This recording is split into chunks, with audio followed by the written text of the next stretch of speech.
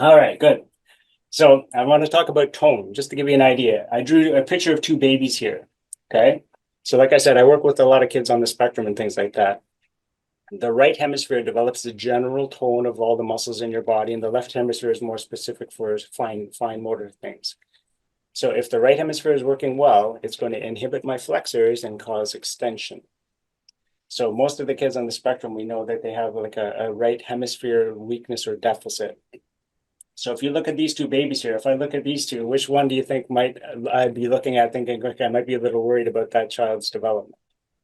Hopefully we're going to say this one, right? Because Yeah. it's lacking the extensor tone.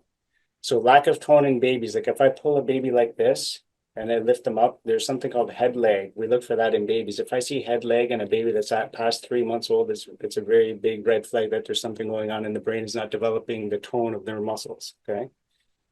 So I'm going to talk about just general life stresses for an adult, and I'm going to show you how that impact your posture a little bit. Okay. So we're going to pull this back a little bit so I can show you something. All right. So I got my two hemispheres here. The way we live in our life, what our technology, would you say that's a right brain thing or a left brain thing? Drop in the chat. What do you guys think? You guys think is it a left brain or right brain? Don't ask me. I know the answer. You guys get involved. What do you guys think? Just guess. We got Left, correct. left.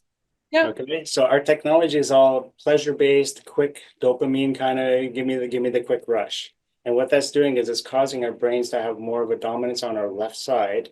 And we're not going out in nature anymore, walking, we're not socializing as much as we used to. And so our right brain is starting to get a deficit. So I'm going to show you what could hypothetically happen to my body here. Hopefully you can still hear me. Yeah, totally. All right, so I'm going to show you my hands here. So normally if I'm healthy, I'm going to just pull my camera down a bit. I'm just going to show you what this should look like. Okay. Awesome. So good. So if my both sides of my brain are working properly, the muscles on the front and on the back of my body should be even. And this arm should hang straight down the side of my body like that. My toes should be straight and my ears should be over the top of my shoulders. But if I start to get a right hemisphere that's not working well, I want you to think about this. A lot of people say, okay, one side of my brain is controlling this arm. So I have to lift this arm. Everyone thinks my right hemisphere is lifting my left arm. But a lot of the information before I do that actually has to come down on the same side.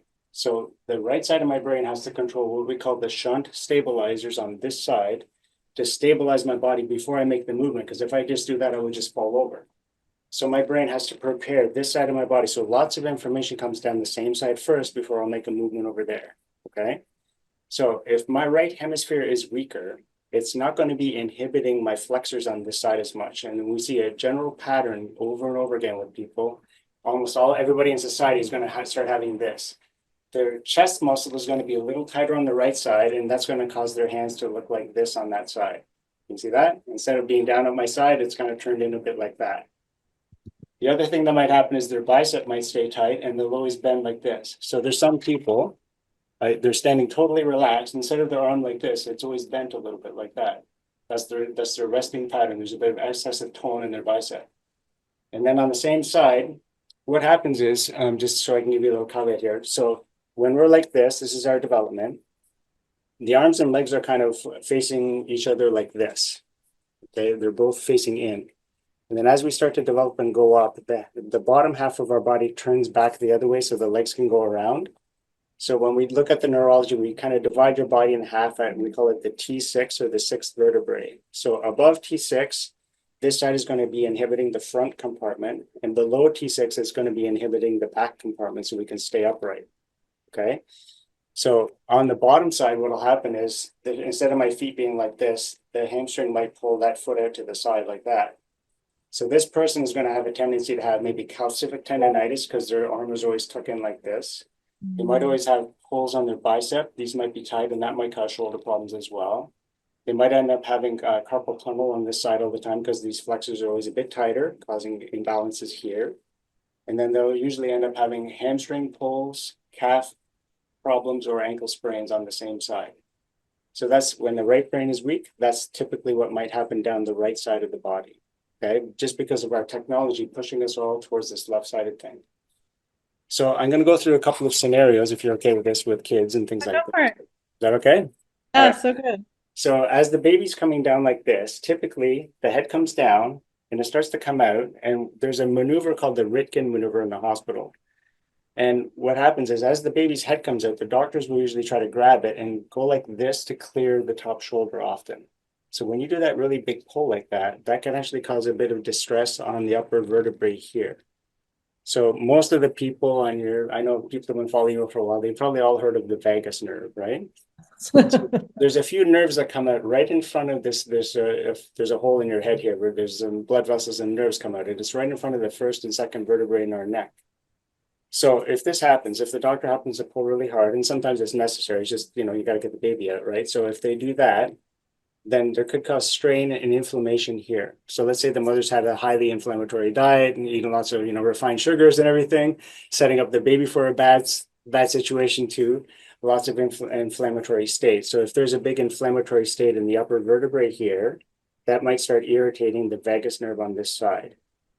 So our brain is actually developed by motion. So when your joints in your spine move, they actually stimulate your brain. So there's something called proprioception. So I know I have two fingers there, even though I'm not looking at it, because when I move the joints, it sends stimulation to my brain over here, and I know exactly where my body is in space, okay? So I want everybody to think about if there's a sudden loss of information, let's say you're walking in a place that you're like an uneven territory and you're not familiar with the landscape, and all of a sudden it goes pitch black. There'd be a bit of an increase in your stress response because you kind of don't feel your body. You kind of don't, you're going to be a little more cautious, and we call it hypervigilant. So the same thing can happen to your brain when parts of your body don't move properly as well. So chiropractors have this thing, what we call a vertebral subluxation, meaning that the bones in the spine, they should all be moving freely in all directions. But when we have a certain kind of stress, like a birth trauma or an accident or bad posture over time, it might cause certain vertebrae to stop moving. And when they don't move, that's kind of like a dead area in your brain. And there's something called the somatosensory strip where your brain perceives your body in space. And that should be very, very sharp. And you should know exactly where your body is at all times. If I tell somebody to touch the tip of their nose with their finger with their eyes closed, they should do this. But many people will kind of miss their nose or be overshoot or undershoot and that kind of thing. So when that part of your brain is not perceiving your body properly, it gets a little fuzzy. So these little, we call them dead zones of lack of stimulation to the brain. That part of the brain doesn't get as much stimulation. And then it kind of causes a bit of a stress response because your brain is not perceiving your body completely. If you can't perceive your internal organs completely, that's a stress response too. So if we go through this birth process where the doctor pulls, okay, that's a necessary thing sometimes, but it might cause inflammation or irritation on the vagus nerve on the right side. And there's a lot of sensors inside the nerves here. I got another little toy to show you here. So this is a model of the spine. Okay, so I'm kind of looking this way. These are all the little muscles here. And this is right up at the top of your skull at the back. These little muscles here at the very top of the first couple of vertebrae, they're really, really full of, we call them joint receptors and muscle spindles, which are receptors for how much a muscle is being stretched. And these muscles here are way more full than any other part of your body. Like in your lat muscle, the big one at the back, there might be 4 of those receptors per square centimeter of tissue. In here, there's probably more than 100 per centimeter of square tissue because your head is so delicate. Yet if you're going to hit something, you have to be really quick and be able to move it. So all these little muscles down the spine here that go between the vertebrae, in the past, they thought they actually moved the joints, but what they're finding is they're just full of these sensors, and they're just like a sensor relay system to your brain, so your brain knows where your spine is. Because if you think about it, humans are really the only people or the only animals walking upright on 2 feet comfortably and efficiently. So the brain needs constant stimulation from every joint in your back to know where you are in space. If we start to lose those signals from a subluxation, vertebrae not moving, then parts of your brain will start to lose contact with your body, and then you'll start to have problems that might develop. So for example, that spot there, if that stress came on, the vagus nerve is right there. So if that vagus nerve is irritated and not working right, that might cause problems with swallowing. It might cause problems with your digestive system. So as I went through in the initial discussion, if everything is going right, the right hemisphere should develop good. The parasympathetic system should start to develop your stomach, close the tight junctions in your intestines, start to cause stomach acid to be produced so you can digest mom's breast milk and all those kind of things.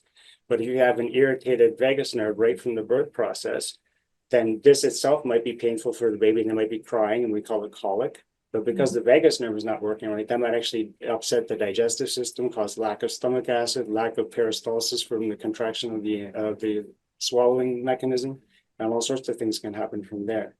And then if that vertebrae is stuck for a long time, then this side of the brain will get constant stimulation from the movement, and that will cause the right hemisphere to have a bit of a deficit, and then we'll have the people have the right-sided problems with the shoulder problems and hip problems as they go later in life. But as a baby, it might be a colic problem, might be crying, upset stomach, problems digesting their food, etc. Okay, so those are some of the things that can happen there. Any questions so far? No, I mean, I love this. Does the audience, anything coming up for the audience? You guys drop a, I got this in the chat if it's making sense. He's going through so much, but